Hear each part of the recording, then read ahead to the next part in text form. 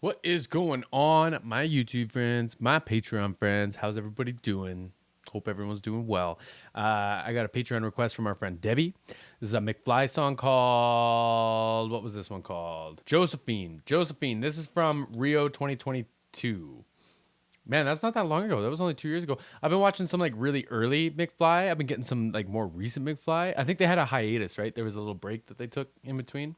But I'm here for it, man. It's been like a lot of fun. I like the like Beatles styles harmonies that they kind of have been giving me. Lots of breakdowns, lots of really good riffs. Like it's been a lot of fun. This has been a fun journey, y'all. Really fun journey y'all are taking me on. I'm gonna have the link to this full concert in the description box. I would love if y'all are checking it out. Josephine itself starts at 24 20 15 20 somewhere in there, I guess, if you want to see this like particular song. But I bet you the whole concert's good. Let me know if we gotta go through the whole thing. If there's enough interest, I have been known to do a whole concert or two on like a Twitch stream or a YouTube stream. Depends on what the copyright gods have to say. But let me know if there's enough interest, we could drum something up. So let's do this.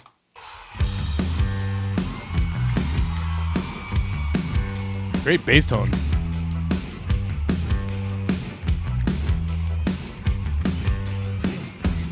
There was a time. Do we have a keyboard player tonight, or is that a track? I'm fine with both. Like, so for those of y'all that don't know, I'll keep this brief. I am a live sound guy. I've been in the live industry for like 17 years now.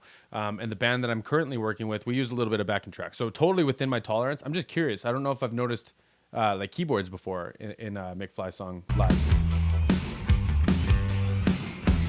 There was a time when I was your boyfriend. I should have listened when you said, won't you love me a little more. Yep. Fresh out of high school, I thought I was so cool. I should have adored you, baby. Instead I ignored you. When you said love me like you did before. Now I don't know what to say. I let you slip away.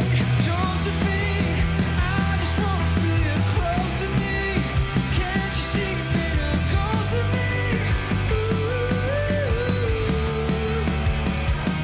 Yeah, Josephine, I wish I had a time machine. Take it back to how it used to be.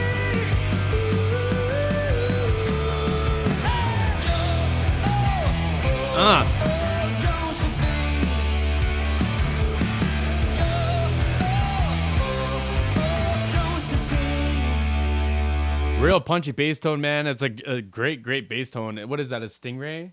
I think that's called a Stingray. It might be like an Ernie Ball. I can usually tell from the body shape, but these ones throw me off a little bit.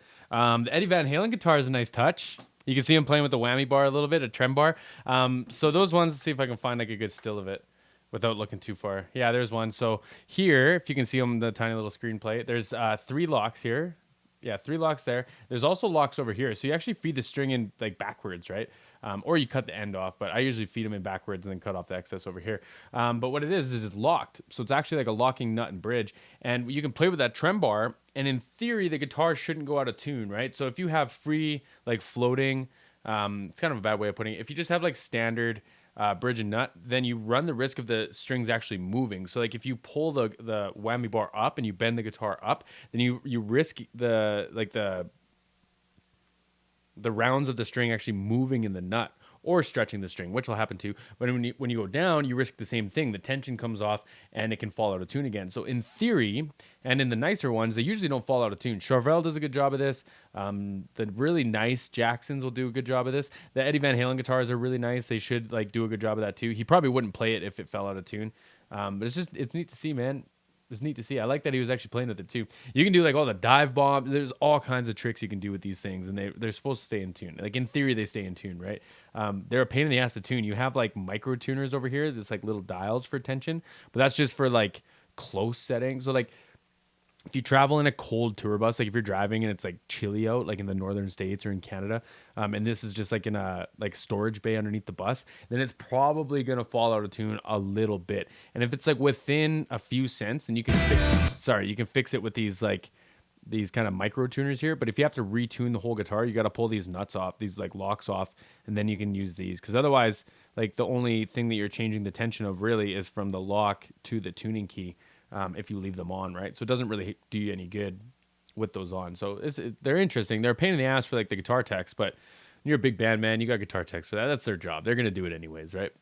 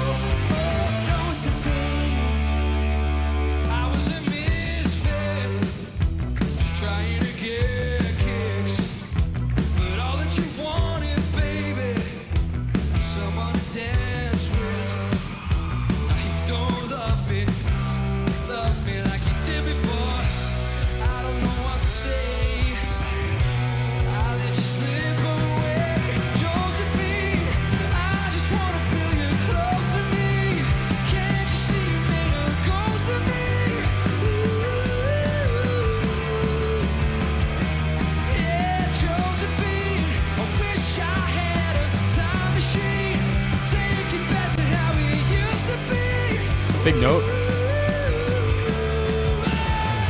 That this last time he did it, this round here, it felt like it was full voice. So the time before that, it felt like it was his mixed voice, which both, again, I'm okay with. The tone of his voice is really good. Like it sounds like he's been working really hard. And if he had like a hiatus, he either did a lot of training to get back to this point, or he like kept taking care of his voice in the meantime, right? I like it. I like it a lot. Big note.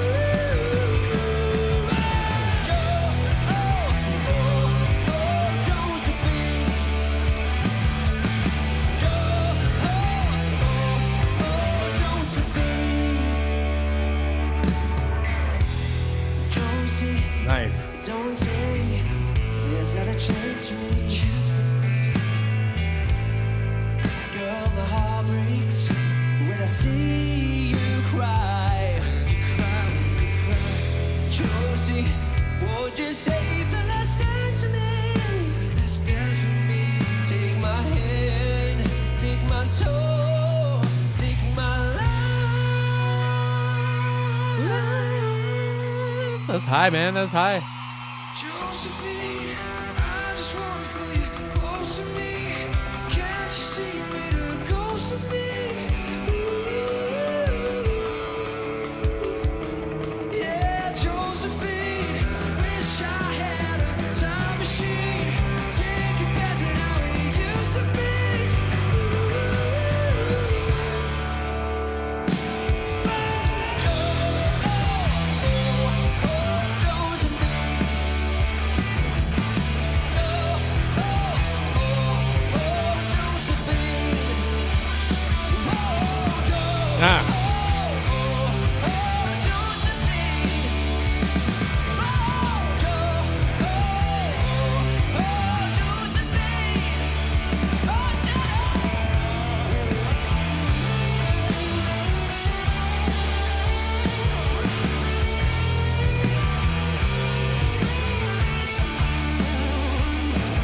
See that? Whoa.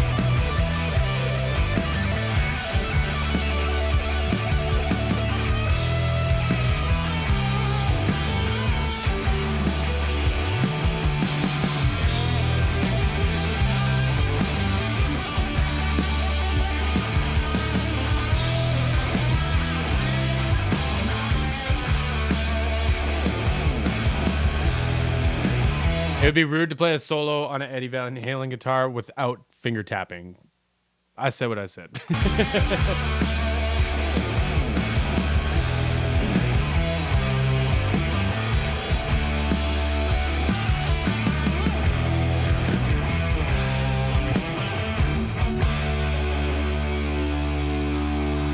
Cool song.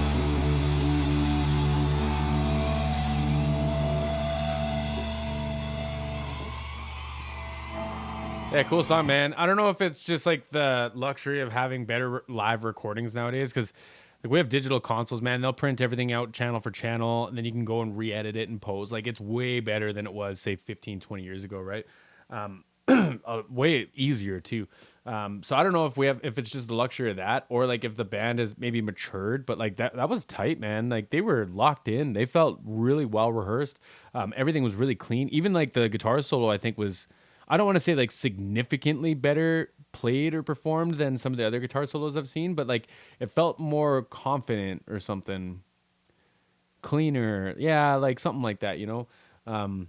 It's neat to see, man. It's neat to see that they're like progressing over time, and like I'm gonna use the word maturing. I think that's a fair kind of statement, right?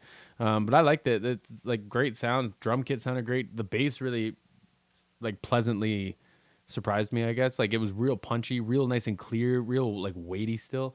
Really nice bass tone. Really nice tone all across the whole thing, man. Vocalist sounded great.